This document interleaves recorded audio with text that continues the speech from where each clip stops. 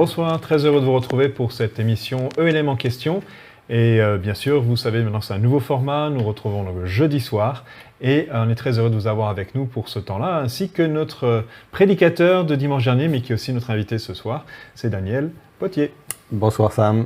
Toujours un plaisir de t'avoir avec nous ce soir. C'est réciproque. Et on va te poser des questions sur la prédication de dimanche dernier. Et pour ça, on donne la possibilité, puisqu'on n'est pas en direct, de le faire avant, donc depuis le dimanche qui suit donc dans la prédication, pendant la prédication ou après la prédication, vous avez possibilité, pour ça vous avez deux moyens qui vont s'afficher. Vous avez possibilité de l'envoyer par mail à ELM en question avec un S tout attaché, @église-elm.com ou aussi par le moyen d'un site internet qui s'appelle slido.com. Vous allez là-dessus, vous rentrez le code ELM 2022 et vous posez votre question suite à la prédication ou suite au replay que vous avez peut-être vu, puisqu'on vous laisse jusqu'au mardi pour que le jeudi, on puisse répondre à toutes vos questions. Donc on sera très heureux d'avoir vos questions si vous souhaitez participer à cette émission. Ce soir, on revient justement en parlant des questions sur une série que tu as introduite dans la deuxième prédication, mais qui avait déjà commencé le dimanche précédent, qui est celle de « Posons-nous les bonnes questions ». Et avec cette question pour cette prédication, qu'est-ce que nos combats disent de nous? Très intéressant, beaucoup de choses riches d'ailleurs dans cette prédication, et on va devoir prendre le temps de la décortiquer un petit peu plus. J'aurais proposé qu'on commence sans plus tarder avec un premier point, et j'allais justement venir sur cette série et ce thème particulier. Posons-nous les bonnes questions. J'aimerais qu'on regarde ça en juste cette introduction, et puis on revient dessus avec justement des questions sur les questions qu'on devrait se poser. Mais la culture juive prend cela dans la Torah, les 5 premiers livres de la Bible. La première fois que dans la Genèse, il est mentionné un dialogue entre Dieu et l'homme, je ne dis pas que c'est la première fois que Dieu a parlé à l'homme, mais la première fois que c'est mentionné dans la Bible, Dieu commence par une question. Où es-tu? Et combien savent que c'est bien plus qu'une question géographique? C'est une question existentielle. Où en es-tu? Où te positionnes-tu par rapport au plan que j'avais pour toi? Plus tard, il va aussi interpeller Caïn de la même manière. Où est ton frère? Et on s'aperçoit que dans la Bible, c'est un moyen que Dieu utilise pour communiquer, questionner, nous questionner. Et c'est vraiment important parce que Dieu parfois attend cela aussi de nous. C'est parce que Moïse s'est questionné sur ce qu'il voyait en voyant ce buisson ardent. C'est parce que Moïse a commencé à s'intéresser à ce buisson que Dieu a pu se révéler à lui. Et parfois, Dieu nous amène à certaines interrogations pour que lui-même puisse se révéler à nous. Parfois, il nous pousse à nous poser des questions sur les bénédictions qu'il nous envoie. Quand Dieu a envoyé la manne, le mot manne veut dire quoi? Quand les Hébreux ont vu tomber ce pain du ciel, ils ont dit littéralement, mais qu'est-ce que c'est que ce truc? Voilà, ce truc, c'est moi qui l'ajoute. Mais qu'est-ce que c'est que cela? Et je trouve que c'est vraiment très intéressant d'aborder l'enseignement que le Seigneur veut mettre devant nous par des interrogations, et nous allons le faire pendant plusieurs semaines. Alors, se poser les bonnes questions, ou plutôt quand Dieu nous pose les bonnes questions, j'allais dire, ça pose la question de pourquoi Dieu utilise ce moyen-là pour venir nous interpeller. Oui, comme je le disais effectivement dans le message, c'est un moyen que Dieu utilise pour venir nous apporter sur certains sujets. Peut-être que dans un premier temps, il le fait pour aller à l'essentiel des questions. Peut-être que ça nous évite de nous poser d'autres questions que lui aimerait que l'on se pose. Parce que, tu le sais bien, des fois on se pose toutes sortes de questions. Il y a même des personnes qui sont envahies par les questions sans réponse, et des fois des questions qui ne sont même pas justifiées, des remises en question sur eux-mêmes, sur leur façon de faire, sur le bien fondé des choses. On va revenir après, c'est important de se poser des questions, mais être envahi par toutes sortes de questions qui viennent polluer nos esprits ou qui viennent amoindrir nos actions, c'est aussi néfaste. Et c'est bien qu'à un moment donné, Dieu nous repositionne dans notre questionnement en nous posant, lui, les bonnes questions. Parce que les questions que Dieu nous pose ou nous amène à nous poser, forcément, c'est des questions qui vont ouvrir des perspectives nouvelles et vont nous aider à avancer. C'est pas une façon juste de faire un côté ping-pong, un peu comme tu parlais justement de la technique juive parfois, ouais, de poser une question à quelqu'un qui nous pose une question. Comme dirait Rabbi Jacob, ça nous laisse le temps de réfléchir à ce qu'on va répondre. C'est ça. Mais c'est aussi une façon de nous amener à des endroits où peut-être on ne se serait pas posé la question. Oui, pour moi, ça fait partie de la pédagogie de Dieu. Dieu est pédagogue. Hein. Il sait comment nous interpeller, il sait comment nous enseigner, il sait comment amener certains sujets, et il le fait avec beaucoup de pédagogie, quoi. Et le questionnement fait partie de la pédagogie de Dieu pour nous interpeller. Et est-ce qu'il y a des moments qui sont plus favorables à ce moment-là, à se poser les questions, à laisser Dieu peut-être nous interpeller? Moi, je pense que tous les moments sont favorables. Je pense que c'est important, vraiment, de pouvoir se tenir devant Dieu et d'interroger les circonstances, d'interroger sa vie, et comme je le disais en introduction, tout en gardant un équilibre, et pas se lancer dans des questionnements qui nous paralysent ou qui nous empêchent vraiment d'évoluer. C'est biblique quand, à un moment donné, dans le livre de Job, il est dit va questionner les anciens, ou va même questionner les animaux, quoi. À un moment donné, il est dit cela. Donc, voilà. C'est quelque chose qui doit nous accompagner. Oui, il y a des moments favorables. Je pense qu'il y a des débuts d'année, par exemple. On parle des bilans. Généralement, nos messages aussi, nos enseignements du début d'année poussent à l'interrogation. Comment on a vécu cette année passée? Je pense que c'est intéressant à un moment donné de s'arrêter. On est tellement dans un monde qui va très vite. On passe d'une étape à une autre étape. On enchaîne comme cela les événements. Je pense qu'il est bien, il est même préférable de s'arrêter des moments et de dire, voilà, comment ça s'est passé cette année, et se poser les questions.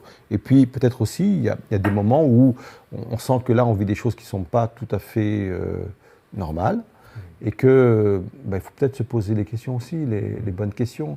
Est-ce que je dois poursuivre?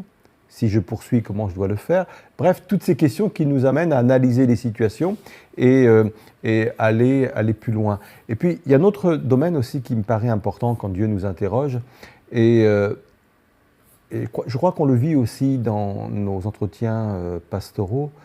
En fait, quand on s'aperçoit que les réponses sont très souvent en nous. Et moi, tu le fais, je pense, dans tes entretiens aussi, et je le fais. Je pose beaucoup de questions, et très souvent, les personnes elles-mêmes ont la réponse à leurs problèmes. Et je crois que Dieu fait la même chose aussi avec nous. Il nous pose des questions parce qu'il sait que, généralement, on a nous-mêmes, parce qu'on a accumulé aussi des connaissances, etc., et puis l'expérience également, on a en nous-mêmes la réponse à nos questions ou à ces questions. Et quand la réponse est en nous, c'est beaucoup plus facile de la mettre en application, en fin de compte. C'est plus facile de dire ou de faire parce qu'on nous le dit de faire. Mais quand nous-mêmes on analyse et on voit le bien fondé de cette réponse, c'est beaucoup plus facile de le mettre en application. Donc je pense que Dieu agit de cette façon pour cette raison, et je pense qu'il est extrêmement important de s'arrêter dans des moments de conflit, dans des moments de bilan nécessaires, pour soit se poser les bonnes questions ou laisser Dieu nous poser les bonnes questions. J'ai l'impression en plus que ça nécessite une part de courage, parce qu'on est un peu comme dans une... comment dire ça on pourrait fuir certaines questions, ou on peut se poser des questions à côté de la question, qui n'est pas la véritable question, et on le sait un peu, c'est un peu parfois le fait de dire, j'ai la réponse, mais je l'aime pas trop, je vais me poser d'autres questions qui vont m'amener à tête ailleurs. Ça demande du courage justement d'avoir du courage et de l'honnêteté par rapport à ce qu'on est, parce qu'effectivement, Quand Dieu posait des questions, il connaissait la réponse. Ouais. Quand il dit à l'homme, où es-tu? Et on en parlait dimanche, ce n'est pas une question géographique, c'était existentiel, où il en était. Dieu avait prévu pour l'homme un devenir tout autre que celui-ci. Et par la chute, il se retrouvait dans une autre position que Dieu avait prévue. Où en es-tu par rapport à cela? Et nous aussi, il y a des questions auxquelles on ne veut pas répondre parce qu'on connaît la réponse déjà. Et le fait de verbaliser déjà, c'est un aveu quelque part. Ouais. C'est une confession. Oui, c'est une confession. Et on connaît vraiment l'importance de la confession. Quand dans la parole de Dieu, Dieu a posé des fois des questions, mais qui es-tu? Il connaît la réponse, à Jacob notamment. Et quand il répond par Jacob, en fin de compte, c'est une façon de confesser qui il est. Parce que Jacob veut dire usurpateur, tricheur quelque part. Et quelque part, il avait la réponse lui-même, Jacob, mais le fait qu'il le verbalise, c'est un aveu. Et le fait d'avouer, le fait de confesser, c'est une victoire extraordinaire pour aller plus loin et dépasser ce questionnement pour une nouvelle ouverture.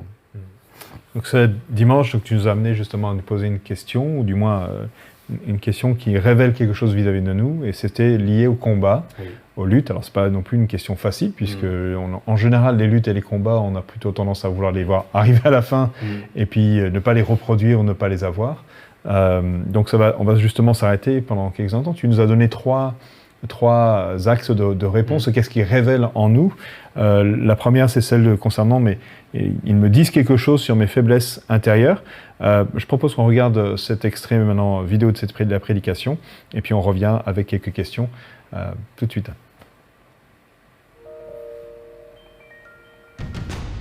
Où est ton vide à toi? Qu'est-ce qui est vide en toi? Des carences affectives? Un manque de reconnaissance? Un manque d'assurance?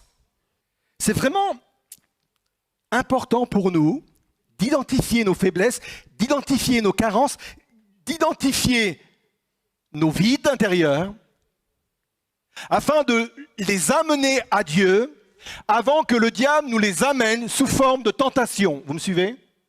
Je répète. C'est extrêmement important d'identifier nos carences, nos manques, nos vides, nos faiblesses, pour les apporter dans une relation authentique avec Dieu, les apporter à Dieu avant que l'adversaire de nos âmes ne nous les ramène sous forme de tentation. Il est aussi important d'identifier quand surviennent nos combats. À quel moment? Restons sur le récit de la tentation de Jésus. Luc 4, verset 13, après avoir achevé de tenter Jésus de toutes les manières, le diable s'éloigna de lui jusqu'à une autre occasion. Littéralement, jusqu'à un moment opportun. Attendre le bon moment. Il y a des moments où nous sommes plus vulnérables que d'autres. Et c'est important pour nous d'identifier non seulement les portes, mais les moments aussi où nous sommes plus vulnérables que les autres.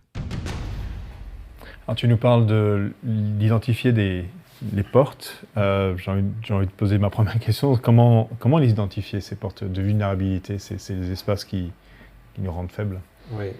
De réponses par rapport à cela, il y en a une qui a été donnée en partie dans le message. Je pense qu'on sous-évalue nos carences intérieures.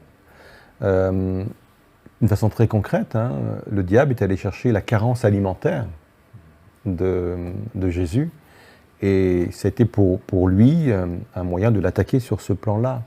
On a tous des carences à l'intérieur de nous, carences affectives ou tout autre qui viennent de l'enfance. Et c'est pour ça que c'est vraiment important de réaliser que le salut que promet le Seigneur Jésus, ce n'est pas simplement le salut de l'âme pour être sauvé. Le salut, c'est aussi le salut et la guérison intérieure de tout ce qu'on traîne de notre enfance, de notre jeunesse, etc. Parce que si Dieu ne vient pas nous guérir de tout cela, ne vient pas nous sauver de tout cela, encore une fois, nos carences, le diable pourra s'en servir. Quelqu'un qui a une carence affective peut être une proie. La tentation d'aller vers quelqu'un d'autre, etc. Quand il est marié, c'est un phénomène qui est assez récurrent dans nos entretiens pastoraux. C'est un exemple, c'est tant d'autres. Donc, c'est pour ça que c'est vraiment important que Dieu vienne nous guérir de tout cela. Parce qu'encore une fois, c'est plus qu'une phrase qui a été dite. Si je n'apporte pas ces carences à Dieu, c'est le diable qui va me les apporter sous forme de tentation. Ça, c'est vraiment important. Donc ça, c'est vraiment le premier élément important. Après, je crois qu'on est tous capables aussi d'analyser nos désirs, amorcés par ses propres désirs, dit la Bible. Et comme je le disais, je ne comprends pas le concept des carottes râpées, parce que moi, je n'aime pas les carottes râpées, quoi. Ouais, c'est ça. En substance, c'est ce que je pensais quand j'ai parlé du sujet. On sait ce qui nous accroche au fond de nous-mêmes, quand on est sincère et honnête. Et on revient à ta question d'avant. Ça demande beaucoup de sincérité et d'honnêteté. Moi, je sais ce qui m'accroche et je sais ce qui ne m'accroche pas. Et l'importance de bien se connaître et l'importance d'être vrai aussi devant le Seigneur. Ce qui ne m'accroche pas, je ne vais pas le veiller, je ne vais pas le combattre. Par contre, je sais parfaitement qu'il y a des choses où je peux être vulnérable et je dois veiller à ces portes-là. Je dois demeurer, je dois garder ces portes-là et je ne dois rien faire pour que ces portes-là soient un accès pour l'adversaire de nos âmes. Peut-être que cette porte-là ne restera pas toujours la même, elle ne sera pas toujours vulnérable, parce que le but, c'est quand même de progresser, c'est quand même de grandir. Quelque temps après ma conversion, je combattais des choses que je ne combats pas aujourd'hui. J'étais vulnérable par rapport à des choses que je ne suis plus vulnérable aujourd'hui, parce qu'il y a eu un cheminement, parce qu'il y a eu des victoires, parce que Dieu m'a permis de comprendre certaines choses, des révélations. Donc oui, analyser ses carences, analyser ses désirs. Et une fois qu'on a identifié, alors tu as déjà donné des éléments de réponse, mais comment faire qu'elle ne nous pollue pas, qu'elle ne nous laisse pas dans une situation justement de faiblesse ou que l'ennemi pourrait utiliser? Comment fermer, verrouiller ces portes de vulnérabilité? Moi, je pense qu'il faut être intolérant sur ces choses-là. Et là, ça demande une certaine radicalité. Et il y a un certain prix à payer. Quand la Bible dit, si ta main est pour toi une occasion de chute, coupe-la, quoi. Ton œil, arrache-le. C'est violent, mais c'est violent dans l'image. On est bien conscient que ce n'est pas d'une façon littérale. On ne pratique pas ce genre de choses, littéralement. Mais ça montre quoi? Ça montre qu'il faut avoir une certaine violence. Et là, il parle de violence intérieure.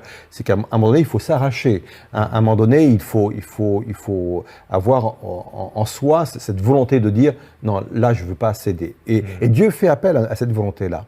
Dieu fait appel à cette violence intérieure. Et quand j'ai cette volonté-là, Dieu vient m'accorder sa volonté. Il vient compenser cette volonté par la sienne. C'est un engagement que je prends et Dieu prend cet engagement avec moi et les deux engagements font que je vais réussir. Mais ça nécessite de dire non, ça je ne l'accepte plus. Je ne veux plus l'accepter. Il faut qu'il y ait en nous un sentiment de refus intérieur. Je ne veux pas continuer à tomber encore dans ce travers-là. J'en ai marre, je ne peux plus supporter cela. Cette attitude est extrêmement nécessaire. Alors Dieu peut m'y conduire, en me dégoûtant de la situation, en m'amenant dans mes retranchements, que ça devienne insupportable, il peut me conduire, mais ça c'est nécessaire. Et quand effectivement j'arrive à réagir comme cela, c'est déjà une voie vers la victoire. Et puis, comment dirais-je, le fait de persister dans le fait de résister et de se relever à chaque fois. Moi je crois qu'il y a une vraie importance dans la résilience, en disant « je tombe mais je me relève ». Je tombe et je relève. Et là, on fait appel à un autre principe spirituel qui dit que si je résiste au diable, il fuira loin de moi. Alors, résister, ce n'est pas simplement résister une fois, c'est résister constamment. Et même résister, même si je tombe. Je tombe, je me relève, je résiste. Comme on voit dans certains films, là, des fois il se relève encore et encore et encore. C'est ça. Une façon de dire, je ne me laisse pas, Oui. je ne suis pas vaincu. Je me laisse pas coucher fini, par ça. C'est pas quoi. encore fini. Tout à fait. Et ça, c'est un principe spirituel qu'on retrouve effectivement dans ce verset qui dit « résister et il fuira ». Et cette résilience à poursuivre, à maintenir la résistance à cela, nous conduit vers la victoire. Puis je pense qu'il y a aussi une question de saisir cette grâce que Dieu nous fait, que, en fin de compte, la victoire, elle nous est acquise, et il faut la saisir par la foi. Et il faut que Dieu nous donne une dimension de foi nécessaire pour saisir ce qu'il a déjà acquis pour nous à la croix. Ça ne veut pas dire que je ne dois pas faire ma part, encore une fois, volonté, énergie, violence intérieure, résilience, mais aussi saisir par la foi la victoire qu'il a remportée pour moi. Donc c'est l'association des deux, puis ça nous pousse du coup en ayant foi. Donc ça veut dire qu'on croit qu'on va y arriver, ça nous aide à persévérer, à nous faire violence en disant voici l'objectif que je cherche, j'attends. Et ça nous permet de pouvoir être vainqueurs. Comment discerner justement les moments où nous sommes plus vulnérables? Parce que tu vas parler de ces moments-là, on va dire les causes et portes, mais aussi ces moments-là. Alors bien sûr, il faut se poser des questions aussi, là, on est toujours dans le questionnement. Quand on analyse ou quand on fait un projet, généralement on se pose 4 questions. Pourquoi? Quand? Avec qui? Comment? C'est généralement ce type de questions qu'on se pose. Moi, je crois que c'est important aussi quand on est dans une récurrence comme ça de péché. Mais pourquoi je tombe dans ce péché? Et là, on revient à ta première question, mais peut-être qu'effectivement, moi, il y a des carences, qu'elle disait, je sais pas, pourquoi? Comment? C'est-à-dire, ça arrive quand? Comment ça arrive, ce genre de choses? Et là, je peux déceler, comme je le disais, peut-être le soir, quand je suis seul, face à mon ordinateur, ou peut-être quand je suis fatigué, etc. Après, avec qui? Peut-être que ça m'arrive quand je suis avec certaines personnes, avec certaines fréquentations. Et peut-être qu'il y a des choix à faire aussi parfois, il y a des prix à payer, et peut-être se séparer aussi de certains amis, parce qu'on sait que certains amis peuvent nous entraîner vers nos penchants. Et naturellement, il faut prendre aussi cette décision. Bref, s'arrêter, poser les bonnes questions. Et je pense que quand on se pose ce type de questions, on arrive à déceler quels sont nos moments qui nous rendent vulnérables. Et il faut y répondre. Il faut y répondre. Une fois qu'on a identifié les portes, les moments ou les personnes qui les favorisent, qu'est-ce que je dois faire avec ces vulnérabilités, avec ces carences, avec ce qui sont des faiblesses? Est-ce que je dois, d'une certaine façon, accepter qu'il y a ça dans ma vie, et puis est-ce que je dois essayer à tout prix de les gommer par mes propres forces? Quelle est la bonne attitude par rapport à ça, sachant que parfois ça peut sembler être un terrain extrêmement compliqué, puisqu'on peut parfois constater, j'allais dire, notre détresse, l'étendue de ces carences-là. Qu'est-ce que tu conseillerais à quelqu'un qui viendrait dire je ne sais pas où commencer, j'ai l'impression que tout devant moi et j'ai beaucoup de faiblesses? Alors, on a tous des vulnérabilités en nous. Il y en a qui sont d'ordre moral et d'autres qui ne sont pas d'ordre moral. Donc, tout le côté vulnérable en nous, c'est une façon de l'apporter à Dieu, et Dieu compense. Et je crois que la grâce de Dieu nous permet de nous dépasser dans ce domaine-là. Sur le plan moral, là, il faut le combattre. Il faut le combattre. Alors, bien sûr, il peut y avoir beaucoup de chantiers. Je pense que ce qui est important, c'est de ne plus se faire d'illusions sur la nature humaine. Je pense que c'est la base de tout. Moi, je ne me fais plus du tout d'illusions sur ma nature humaine. Je sais de quoi elle est capable. Ma nature humaine a crucifié le Christ quand même. Je sais de quoi elle est capable. Quand il est dit que Jésus a été tenté en toutes choses, je comprends très bien que ma nature humaine, quelle qu'elle soit, peut me conduire vers les pires choses. Je crois qu'il y a en moi les germes des pires choses. Dans tout être humain, il y a les germes des pires choses. C'est pour ça que quand je vois des choses parfois à la télé ou ailleurs, je ne suis pas dans un esprit de jugement. Parce que je me dis en moi-même, mais si Dieu n'était pas intervenu dans ma vie, s'il n'avait pas changé, transformé, sauvé, peut-être que j'aurais été capable de faire les mêmes choses que cette personne. Parce que dans l'être humain, depuis la chute, dans le cœur de l'homme, depuis la chute, il y a les germes des pires choses. Et je pense que c'est vraiment important de commencer comme cela. Voilà, je ne me fais plus d'illusions sur moi-même. Maintenant, je veux progresser, je veux avancer. Je pense que Dieu peut prioriser les combats aussi. Je pense que Dieu peut me montrer les choses essentielles à bouger. Et notre vie chrétienne, c'est ça, en fin de compte. C'est une vie de marche, une vie de progression.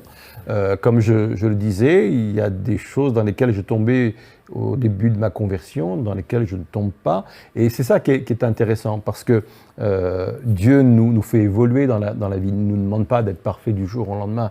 Il va nous emmener les situations les unes après les autres, et il nous permettra de rentrer de victoire en victoire. C'est l'histoire du pays promis. Le pays promis n'a pas été donné comme cela, complètement, parfaitement, au peuple hébreu. Il a fallu aller à la conquête. Et la nouvelle naissance, c'est ça. C'est aller à la conquête du pays que Dieu nous promet, des promesses, de la vie qu'il nous promet. C'est aller à la conquête. Donc, qui dit conquête, fait bataille après bataille. Donc, il faut dire, voilà, je n'ai pas lancé tout cela, tout azimut, tous ces combats-là. Je reconnais, ou Dieu me les montre, les combats que je dois mener maintenant au fur et à mesure. Et peut-être que, sans le savoir, en réussissant à vaincre un certain type de combat, sans réaliser, je vais faire tomber 2-3 autres choses qui étaient liées en fin de compte à cette situation-là. Mais allons-y, progressivement, le Seigneur va nous emmener vers cette vie-là. Ça me rappelle un peu David qui avait eu ses combats avant de rencontrer Goliath. Il y avait eu tout son cheminement. Puis ça nous aide aussi peut-être à voir que Dieu peut agir dans nos vies et de le voir agir dans différents domaines. Et ça peut être vraiment encourageant de voir ça et de pouvoir dire, même si effectivement on constate le corps tortueux, comme dit la Bible, qu'on a, le Seigneur quand même nous transforme notre cœur et nous donne une vie nouvelle. Et ça, c'est aussi tout ce qui nous amène à pouvoir comprendre que nos combats nous amènent à voir nos faiblesses et nos points de vulnérabilité. Un deuxième aspect dont tu as parlé qui révèle nos combats, ça nous dit quelque chose sur notre mission, sur ma mission. J'aimerais qu'on puisse regarder cela ensemble et puis ensuite on revient sur cette question-là, sur nos combats avec notre mission.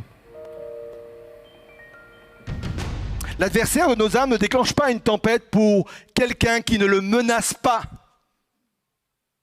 Et peut-être que quelqu'un ce matin se trouve dans un combat qu'il n'arrive pas à comprendre, qu'il n'arrive pas à réaliser. Mais peut-être que tu as besoin de réaliser ce matin que cette tempête, elle est d'ordre spirituel parce qu'il y a une menace sur le royaume de Dieu si tu atteins ta mission et si tu rentres pleinement dans ta destinée et pleinement dans ton ministère. Je vais dire quelque chose d'étrange, mais vous avez l'habitude. L'adversaire de nos âmes en sait plus sur mon avenir que moi-même. Je ne suis pas en train de dire qu'il a l'omniscience, parce que l'omniscience appartient uniquement à Dieu. Mais je dis qu'il est capable de pressentir des choses. C'est intuitif chez lui. Il est capable de pressentir des choses. Il pressent l'appel qu'il y a sur votre vie. Il pressent la mission qu'il y a sur votre vie, la destinée qui est la vôtre. Mes combats en disent long sur ma destinée. Mes combats en disent long sur mon appel. Mes combats sont la preuve que l'ennemi me voit comme une menace. Même si jusqu'à présent, vous n'avez pas fait grand-chose pour l'œuvre de Dieu. Alors, j'ai plusieurs questions qui sont soulevées par rapport à ce thème-là, puisque c'est très intéressant de voir ce que nos combats disent sur notre mission, sur notre appel. Déjà, j'ai cette question, c'est comment savoir si nos combats sont spirituels? Parce que, comme tu as précisé, il y a des combats qui sont spirituels, d'autres qui sont purement naturels, liés au fait qu'on est dans ce monde qui subit des catastrophes ou d'autres choses. Et comment savoir si nos combats sont spirituels? Alors, c'est vrai que c'est important, comme tu viens de le dire, de ne pas non plus spiritualiser tout et de voir, comme j'aime le dire parfois, le diable partout, quoi. Ouais. Parce que je trouve que le diable a souvent bon dos, même s'il est là, même s'il intervient effectivement, et on va le voir tout de suite là. Néanmoins, il faut être aussi clair. Toutes nos attaques, toutes nos difficultés ne sont pas d'ordre spirituel. Parfois, on fait des très mauvais choix et on est responsable de ce qui nous arrive, ça il faut le dire. Maintenant, c'est vrai aussi qu'il y a des combats, il y a des blocages qui sont d'ordre spirituel. Comment les reconnaître? C'est pas toujours simple, mais on a quand même quelques éléments. Peut-être la récurrence des choses, quand ça revient sans cesse, et sans cesse, et sans cesse. Là, on est en droit de se poser les questions, quoi. Pourquoi ça arrive à moi et sans cesse la même chose? Parce que l'adversaire de nos âmes sait être persévérant dans les mêmes choses. Et il n'a peut-être pas la même créativité que Dieu, quoi. Donc, lui, tant que ça marche, il y va, quoi. Il y va, il continue. Et on le voit bien dans la parole de Dieu, il y a souvent les mêmes combats qui reviennent. Donc, la récurrence, déjà, doit m'interroger. Deuxièmement, si sur un plan purement humain, ça devrait fonctionner autrement. Et que là, on se dit, mais c'est pas normal. J'ai fait ça. En toute logique, je devrais avoir tel résultat. J'ai un autre résultat. Encore une fois, je suis en droit de me questionner. Ça ne veut pas dire que, mais je suis en droit de me questionner. Là, franchement, c'est pas normal. C'est pas normal. J'ai un commerce, par exemple. Mon business plan, il tient la route, je suis sérieux dans mes produits, j'ai fait des études de marché, c'est un endroit qui devrait fonctionner dans ce type de commerce. Et là, franchement, mes concurrents fonctionnent bien ailleurs et moi, ça ne fonctionne pas. Je suis en droit de me poser des questions. Parce que j'ai fait ma part, j'étais sérieux, j'ai fait mes études pour que ça fonctionne, j'ai les bons produits, j'ai la bonne approche, voilà, et ça ne fonctionne pas tout de même. Là, on est en droit de se poser des questions. Et je pense aussi qu'on peut comprendre qu'il y a un combat spirituel par le discernement. Et là, on touche bien sûr un domaine aussi spirituel. Il est question dans les dons spirituels du don de discernement. Ouais. Et le don de discernement nous est donné pour comprendre, analyser ce qu'il y a derrière une situation, l'origine qu'il y a dans une situation, soit d'origine humaine, ouais. Donc pas de problème, c'est purement humain, soit d'origine diabolique ou d'origine divine. Et le don de discernement me permet cela.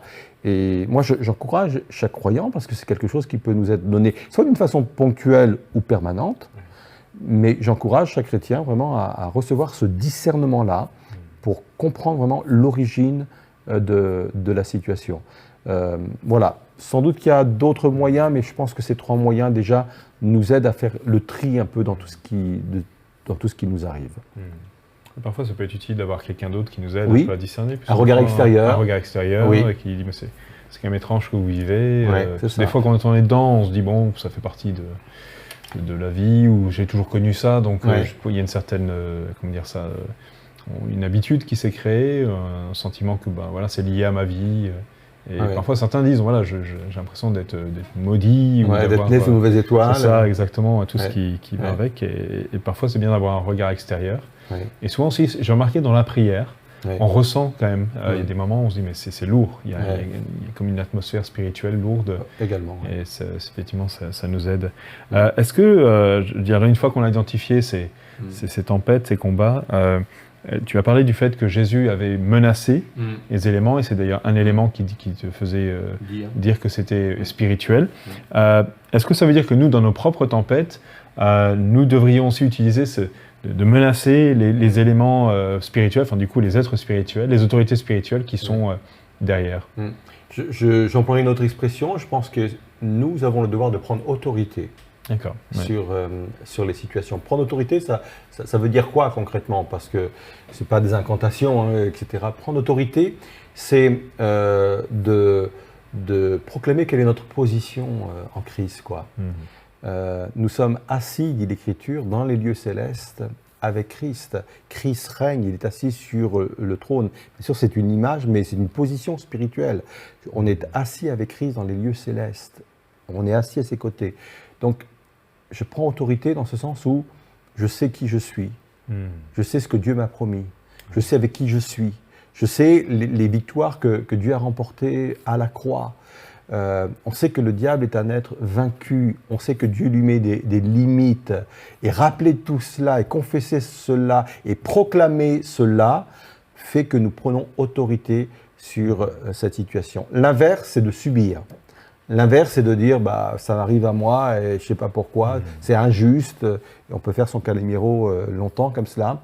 Et ça, c'est vraiment une position qui n'est pas bonne. Prendre autorité, c'est se rappeler des promesses. Peut-être prendre autorité, c'est quand on ouvre, par exemple, un projet et qu'on a eu la révélation de Dieu que c'était sa volonté. Prendre autorité, c'est rappeler les promesses que Dieu a faites aussi sur ce projet-là. C'est-à-dire, je prends autorité. Je sais que ta parole me le dit, tu me l'as confirmé, Seigneur, tu n'es pas un homme pour mentir, donc je proclame que ça va réaliser, que l'adversaire de mon âme n'a pas le dessus sur cette promesse-là. C'est ça, prendre autorité. Et Dieu peut nous inspirer également des positions d'autorité. Peut-être qu'il nous demandera aussi de jeûner et prier, parce que quand, dans la démonologie, quand il est dit, je ne dis pas que tout est une question de démons, hein, mais c'est un principe que je vais expliquer. Quand il dit qu'il y a certains démons qui ne peuvent être chassés que par le jeûne et prière, alors ce n'est pas simplement le fait de prier pour des personnes qui sont possédées, ça veut dire que certaines attaques spirituelles peuvent se dénouer par le jeûne et la prière.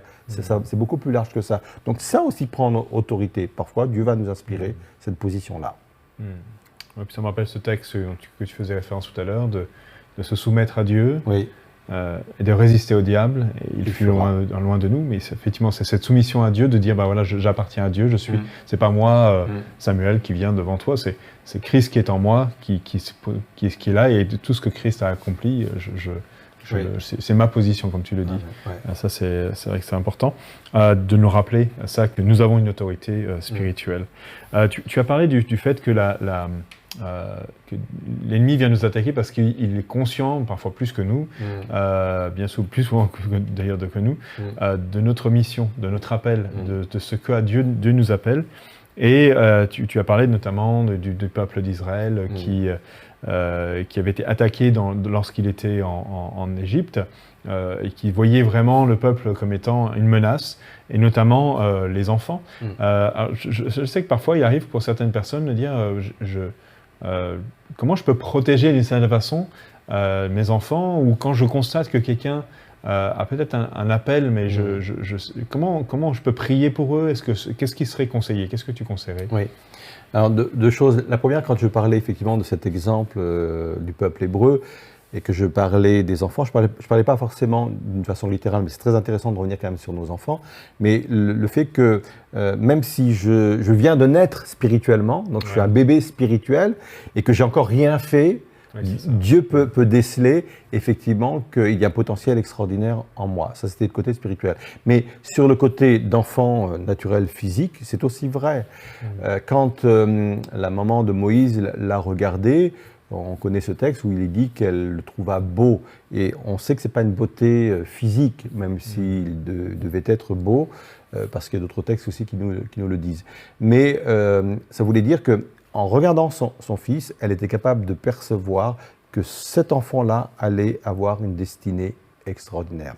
Il y a quelque temps de cela, j'étais intervenant dans un congrès aglo à Bruxelles de femmes chrétienne, et j'avais évoqué ce point-là de la maman de Moïse, et une dame est venue me voir en me disant, et son fils adulte était parti loin de Dieu, et elle disait, mais pourtant j'ai vu, quand il était enfant, j'ai vu que Dieu l'appelait à quelque chose de grand.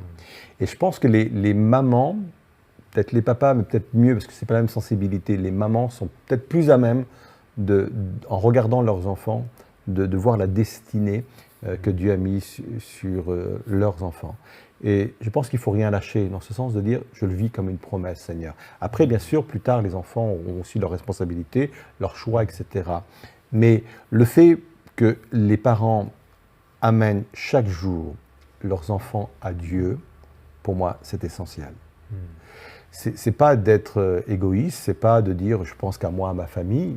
Il y a d'autres sujets qu'il faudra forcément apporter. Il est même nécessaire d'équilibrer nos demandes. Mais je pense qu'en tant que parents, notre responsabilité, j'allais dire même notre ministère, notre premier ministère, c'est d'amener à la foi et dans la destinée que Dieu a prévue pour eux, nos enfants. Nos enfants, c'est notre responsabilité.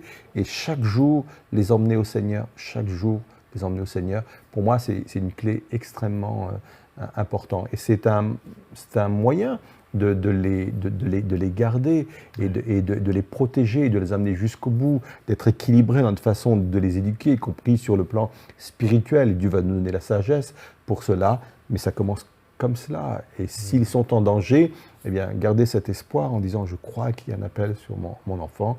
Et Dieu va le garder et confesser les promesses que Dieu nous a données concernant nos enfants. Et de façon donc plus large, comme tu disais, Oui. Quand quelqu'un vient à la foi, peut-être n'est pas encore entré dans on va dire, d'un ministère actif, si on peut dire ça comme ça.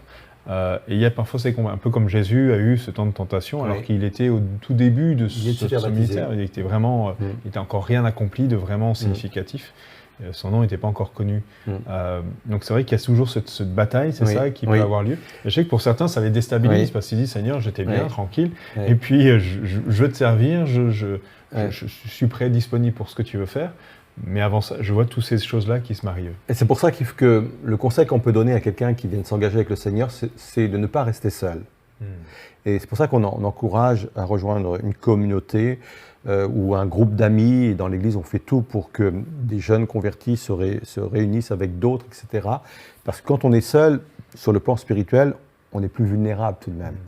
Et c'est pour ça qu'on encourage vraiment les personnes à va rejoindre une Église. Rejoins une église, rejoins un groupe, reste pas seul, parce qu'ils ont beaucoup de choses encore à apprendre. Et c'est la raison pour laquelle aussi à ELM, il y a ELM Campus, tout un parcours de croissance, parce qu'on est bien conscient que ça va les faire grandir. Ils vont apprendre des choses, ils vont être fortifiés dans leur foi, dans leur connaissance, et c'est ça qui va faire qu'ils vont être plus à même à entrer dans leur destinée et à pouvoir repousser toutes les attaques de l'adversaire, parce que des fois c'est très subtil, et quand on peut leur donner les éléments et les outils pour dépasser ça, c'est important et nécessaire. Oui, c'est sûr, et ça c'est important. Et d'ailleurs c'est vrai que c'est un principe, à deux on est plus fort qu'un, ça c'est un principe assez général, mais c'est vrai que d'un point de vue purement spirituel, c'est d'autant plus vrai. C'est une valeur spirituelle, c'est une vérité. On doit absolument éviter de s'isoler, on a une cible beaucoup plus facile.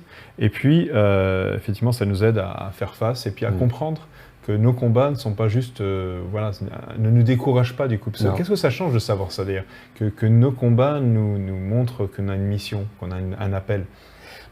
Ça nous aide à payer le prix, quoi. Parce que des fois, quand on est dans le combat, on ne sait pas pourquoi on y est, en fin de compte. Ça donne du sens, en fin de compte, à notre combat. Et on a besoin de sens. Et quand on a du sens, on peut avoir de la résilience, quoi. On sait pourquoi on passe par là. On sait qu'il y a un objectif. Et comme on sait qu'il y a un objectif et qu'on veut l'atteindre, ça nous donne du courage pour pouvoir résister et passer cette étape-là. Souffrir pour rien, je pense que personne ne le souhaite, quoi. Mais souffrir parce qu'on sait que derrière, il y a quelque chose de meilleur qui nous attend, et c'est rentrer vraiment dans cette destinée de Dieu, ça nous aide à avoir le courage nécessaire et la force nécessaire pour le faire. Oui, parce que de toute façon, la tactique, on va dire, du diable, c'est d'intimider, c'est de créer la peur en nous, et de dire, fuis, il vaut mieux que tu fuis que d'affronter ce qui est devant toi. Et le fait de savoir que Dieu a mis quelque chose en nous, ça stimule notre foi en disant je ne vais pas me laisser intimider, je ne vais pas me laisser me laisser dominer par des craintes, au contraire, je veux me fortifier, d'être affermi dans ma foi pour faire face avec cette dimension-là. Un troisième aspect que tu as partagé, c'était le fait que mes combats, et les troisièmes révélateurs des combats, ça me dit quelque chose sur ma valeur vis-à-vis de Dieu.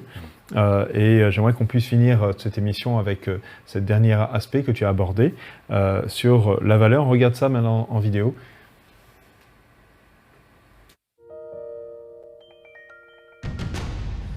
J'ai toujours rencontré des chrétiens qui voulaient combattre et vaincre le péché.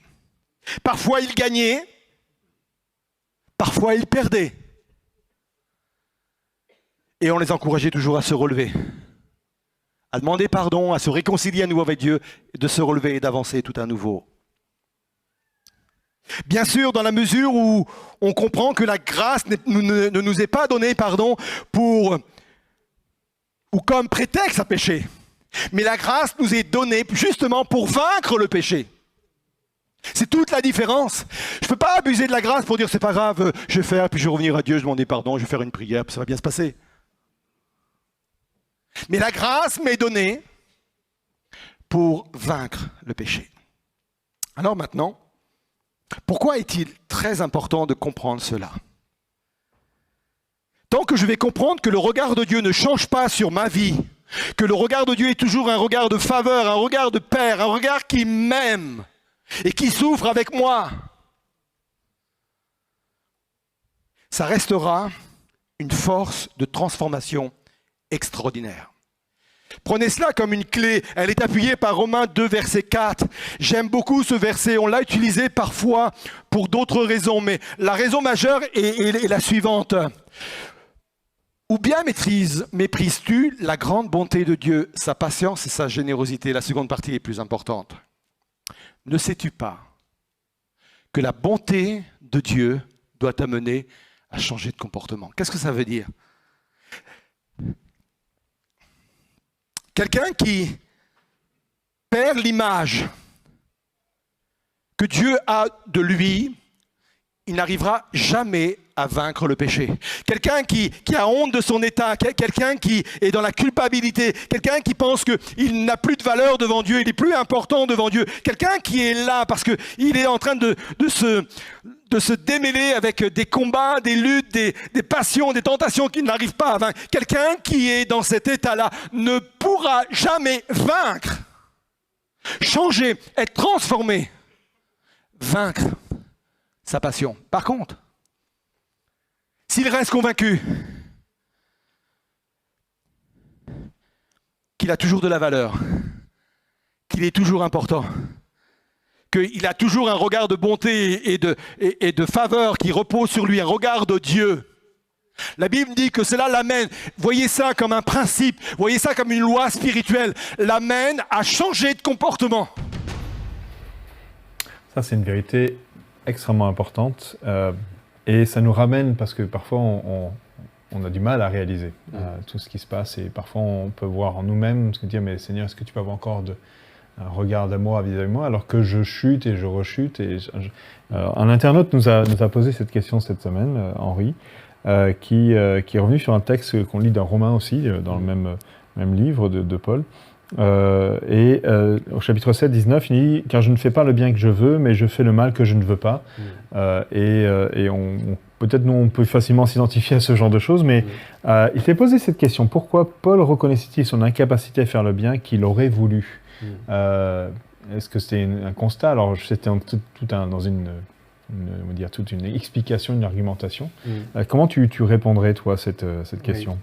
En fin de compte, ce dont parle l'apôtre Paul, c'est cette dualité qu'il y a en nous quand on est de nouveau, en fin de compte. Et je crois que c'est important aussi de le comprendre pour mieux comprendre le mécanisme parfois de nos combats et parfois malheureusement de nos chutes. Quand nous naissons de nouveau, suite à la repentance et à la conversion, Dieu vient créer en nous une nouvelle nature. Et ça, c'est le miracle, hein, c'est la nouvelle naissance, c'est le terme même qui est approprié, la nouvelle naissance. Il vient mettre en nous une nouvelle nature. Cette nouvelle nature ne peut pas pécher. Cette nouvelle nature, c'est la nature de Dieu. C'est celle qu'on aurait dû garder avant la chute de l'homme. Mais cette nature ne vient pas remplacer l'ancienne nature que nous avons héritée suite à la chute de l'homme dans le jardin d'Éden. Ça veut dire que nous sommes une personne dans laquelle il y a ces deux natures-là. Cette nature qui ne peut pas pécher, qui aime les choses de Dieu, qui raffole des choses de Dieu, qui aime la pureté. Et il y a toujours l'ancienne nature qui, elle, qu'on a hérité de nos parents, et nos parents l'ont reçu de leurs parents, ainsi de suite, qui, elle, n'aime pas les choses de Dieu, aime le péché, aime tout cela. Donc il y a une cohabitation. Intramuros, il y a une cohabitation. Et cette cohabitation, elle peut être difficile. Et c'est ce qu'explique, en fin de compte, l'apôtre Paul.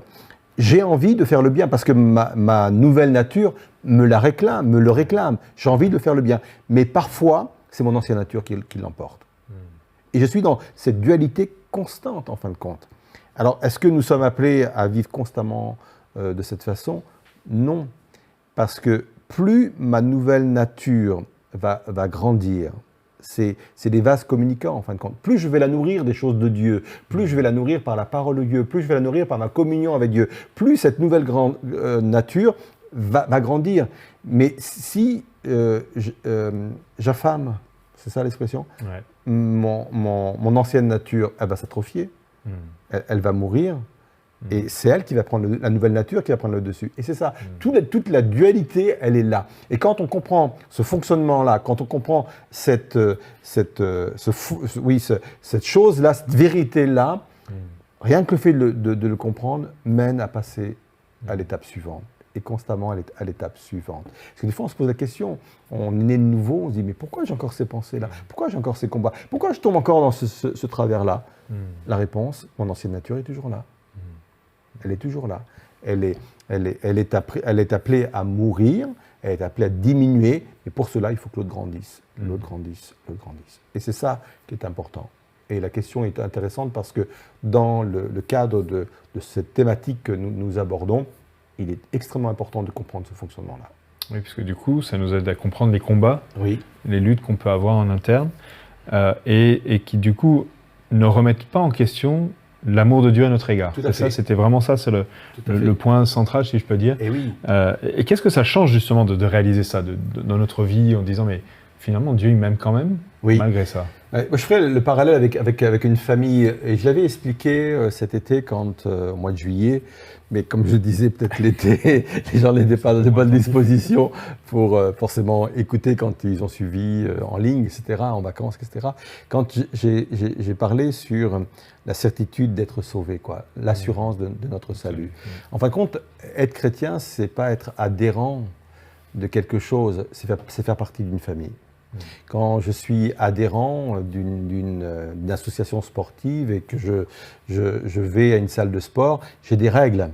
Et si je ne remplis pas ces règles, je peux perdre ma qualité de membre.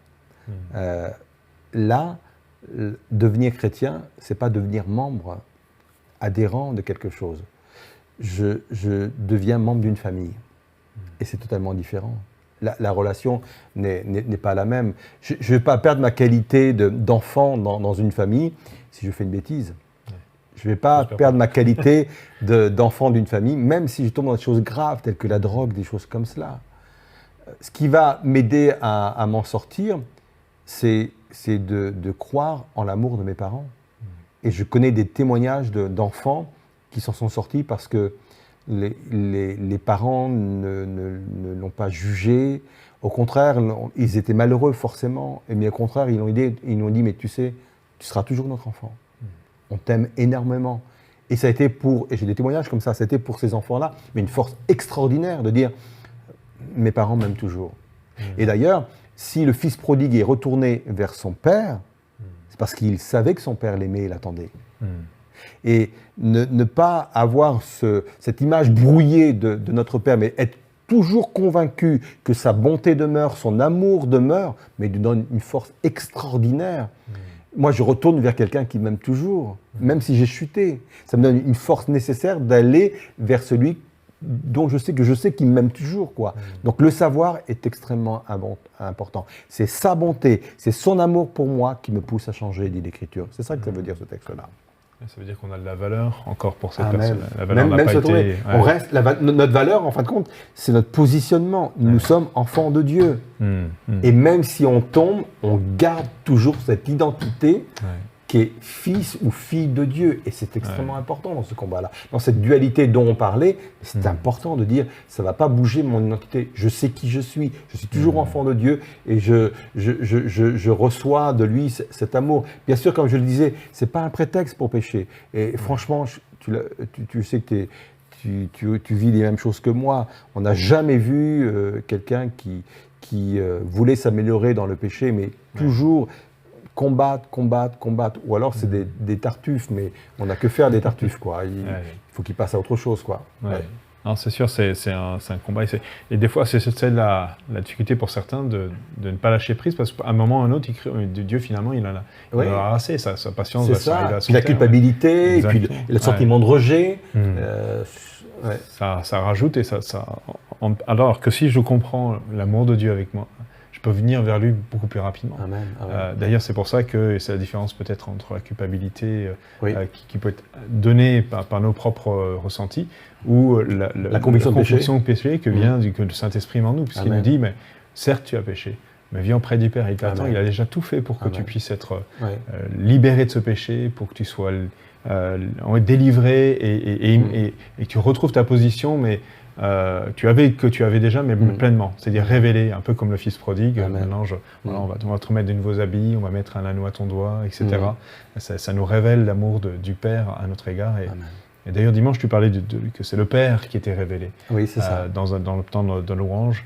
Et je pense qu'effectivement, la révélation du Père doit nous aider, effectivement, à saisir l'amour qu'il a pour nous. Donne notre dimension, notre vie chrétienne, à notre foi, la révélation du Père, effectivement. Alors, tu as fini en parlant un petit peu des peurs que ça peut susciter pour certains, de dire, mais alors, dans ce cas-là, c'est la porte ouverte à tout plein de choses, on peut accepter n'importe quoi. Et tu as parlé du fait que certains pourraient considérer qu'on est une église progressiste dans ce domaine-là, en disant, finalement, c'est pas important. Qu'est-ce que tu voulais dire d'ailleurs peut-être par ça? Oui, parce qu'il y a des églises qui prêchent le contraire de cela. Il y a des églises qui pensent que c'est la sanctification qui nous conduit à Jésus. Or, moi, nous croyons, parce que je sais que tu partages ça, nous croyons que c'est Jésus qui mène à la sanctification. Il ne faut pas se tromper de théologie quelque part, d'approche. Parce que si on met la sanctification avant Jésus ou pour aller à Jésus, mais personne ne peut y aller. Ou alors on va se tromper soi-même, ou alors on va être dans le légalisme. Et le légalisme, on ne sait pas si on en a fait assez pour atteindre Jésus, quoi. Or, ce n'est pas la sanctification qui mène à Jésus, c'est Jésus qui mène à la sanctification. Et c'est vraiment important de l'aborder comme ça. Pour moi, c'est une clé extraordinaire. Sinon, on va pas y arriver, quoi. On va faire des chrétiens religieux, on va faire des chrétiens qui ont des masques. Le dimanche, ils vont être comme ça, et puis la semaine, on sait comment ça se passe, quoi, à la maison, ou tout le monde sans doute. Et on ne veut pas de ce type d'église. Et oui, donc je sais que dans certaines églises, et il n'y a pas de jugement de valeur, je fais juste un constat. Je sais que ce type de message peut faire peur, et peut nous dire, mais dans ce cas-là, vous acceptez tout, quoi. Vous tolérez tout. Non, c'est une autre approche. Il faut aller jusqu'au bout de l'approche et écouter les messages que nous enseignons dans leur profondeur, pour ne pas amener une caricature de ce qu'on pourrait enseigner sur le sujet. Oui, c'est une finesse de voir que c'est notre relation à Jésus, c'est ce que Jésus a accompli. De toute façon, si Jésus n'était pas là, tout le message serait complètement dénué de sens. On serait juste à essayer de plaire à Dieu, alors que c'est lui qui est venu jusqu'à nous. Et c'est sûr que ça change complètement notre façon de voir la vie chrétienne. On la voit vraiment dans ce côté, comme tu dis parfois, la vie chrétienne du bon côté, et c'est celle que Jésus est venu apporter. En tout cas, merci Daniel pour ce excellent message qui, je pense, a encouragé beaucoup dans les personnes qui sont dans les combats à se poser les bonnes questions, à voir peut-être différemment leur combat. Et je suis sûr que ça encourage aussi ce soir beaucoup de personnes qui regardent cette émission. D'ailleurs, si ça vous a encouragé, béni, n'hésitez pas à partager avec vos amis, avec ceux qui vous entourent. Si vous n'êtes pas abonné et que vous voulez retrouver d'autres émissions ou d'autres contenus, n'hésitez pas aussi à vous abonner. En tout cas, on sera très heureux de se retrouver jeudi prochain pour une nouvelle émission ELM en question. Et puis, n'hésitez pas, bien sûr, à poser vos questions dès le dimanche pour qu'on puisse les aborder lors de notre émission. Et voilà, tout simplement, en tout cas, on vous remercie pour votre présence. Et puis, je remercie Daniel aussi pour cet excellent moment qu'on a pu passer. Merci Samuel, à toi aussi. Et on souhaite aussi remercier Alain et Aurélien pour la partie technique qu'ils ont assurée ce soir. On vous souhaite une excellente soirée. À très bientôt. À bientôt.